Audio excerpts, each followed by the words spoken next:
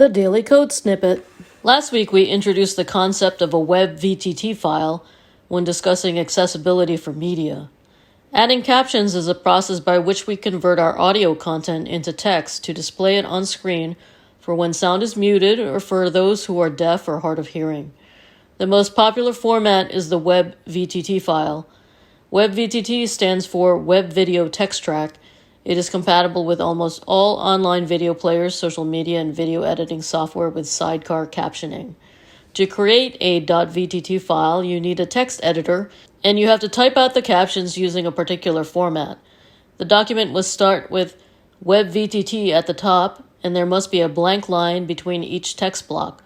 These text blocks are called cues, and they consist of an optional cue identifier, a timestamp written out in a particular format down to the milliseconds, rounded to 3 digits, and the caption text. Each cue in the VTT file can also include optional settings such as direction to change the styling or placement.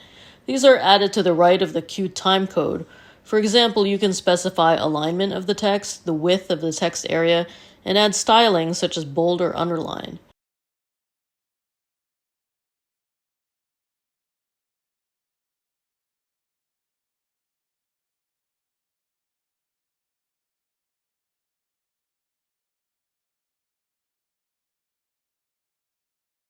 Once your file is ready, simply export it as a .vtt format. A WebVTT file can now be added as a captions file along with your project on YouTube, Vimeo, social media, or as a sidecar file with editing software such as Premiere Pro. Presented by Designers Learn Code.